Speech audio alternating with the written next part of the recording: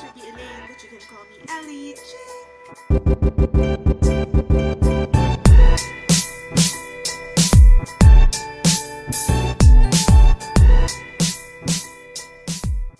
Hi everyone! So it's social media day and it's coding day din. So wala akong lakad ngayon and now we're gonna do a tutorial. Gantong pagkakataon na lang ako nakakagawa ng tutorial. So I've been busy with one-on-one sessions, skincare classes this past few days, and with the Taal and everything that's happening, RIP Kobe, sobra talaga yung nangyari ngayong January. But we're gonna move on. We need to move on. Last January 16, that's a Thursday, it was my birthday. We decided just to contribute to Evacuees of Taal. Dapat pupunta kami sa Mendez and Tagaytay affected areas. But nung day na yon, exactly my birthday, parang nilapit na talaga sa akin ni God. So Alfonso Evacuees were transferred to Dasmariñas Bayan. So we were able to go there.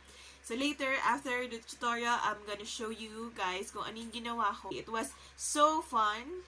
Ito yung pinaka-meaningful na birthday ko this past 24 years of my life. I think everyone nag-help for doing such a huge part for the evacuees and those families affected by the Taal. So, this is a soft glam look ulit. Ito na yung araw-araw kong ginagamit sa mga meetings. So, ito na yung makeup ko. And I hope you enjoy this tutorial. So, let's go!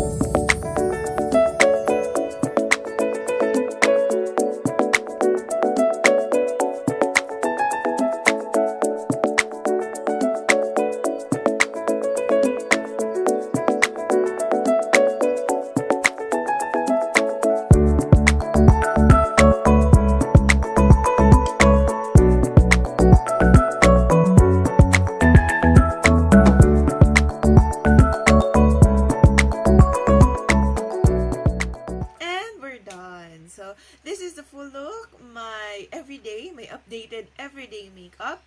If you like this look, give it a thumbs up and subscribe. And I'll show you the video of my birthday bash last January 16. I hope you enjoy. Thank you for watching. See you in my next video. Bye! Yiki! Good afternoon na. We're on our way to evacuation center for Taal victim. So, today is also my birthday. So, welcome to my birthday vlog. And our first stop today. So, kanina naglinis ako ng car. And, may ashfall na naman siya ngayon. Ashfall na ulit siya. So, ilang seconds lang. Ilang minutes lang. Wala pang hours. Meron na siyang ashfall ulit. And yes, we're also affected by the Taal eruption. We're within the 17-kilometer radius, pero help natin yung talagang nasalanta kasi kaya naman nating tumulong. So, hashtag help Taal. Help tayo kung kaya nating mag-help. Sobrang lapit lang namin doon sa Tagaytay, sa Silang. Actually, nasa Silang kami, so kaya affected din kami. But, compare naman sa situation nila, mas kaya nating tumulong. O, tara na! Okay, pakita ko lang sa inyo yung naipon namin from various Mary Kay sisters. Let's go! Ayan, thank you Mary Kay sisters at sa lahat po ng tumulong at nagbigay ng tulong nila para sa Taal. If tatanungin niyo yung situation ngayon, yung mga Alfonso and Tagaytay evacuees ay dinala na dito sa Dasmariñas. So, mas maganda na puntahan. Mas safe siya puntahan, buti na lang na nalipat na sila doon. So, yun ang una naming pupuntahan. After that, we're gonna do another grocery kasi hindi pa available yung isang sasakyan. So, gagamitin muna natin si Mary Gray, ang pinaka-inaasahan natin na Mary Gray para magdala ng ating mga relief goods. Ayan. So, halo-halo sila base sa mga kailangan ng mga evacuation centers.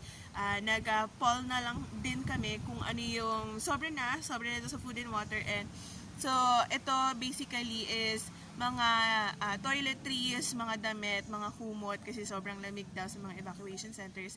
And yon. So, hatid natin sila. Siyempre, wala pa akong makeup. So, mag-makeup na tayo. And see you! Bye!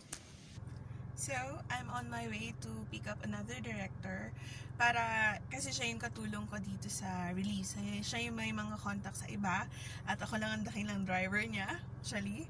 Yes, so ito ang first namin pinuntahan. Yes, sa Elli Deb.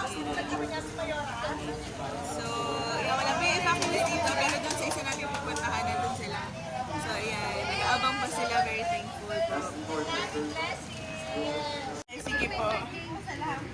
Sige, wait na. Ako po, nagpo-vlog lang. Ano po, kailangan nyo ng tulong, may ano pa kami, parating pa kami. Segunda sa kabilang sabang naman. Dito lang daw sa baba. Para ano na.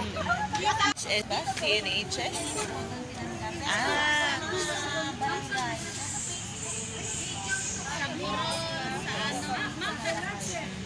Yan. So, una nating pinuntahan yung high school dito sa Dasma Bayan. So, lahat daw halos ng evacuees nandito na. So, sana yung next natin na pupuntahan yun, merong mga evacuees. Para ma-meet natin sila. So, ayan. I'm having a blast on my birthday. Salamat sa lahat ng clients tsaka business partners na patuloy na sumusuporta sa ating Mary Kay business. Ito na po ang dulot ng Mary Kay business natin. Salamat po ng marami talaga. Batch 2!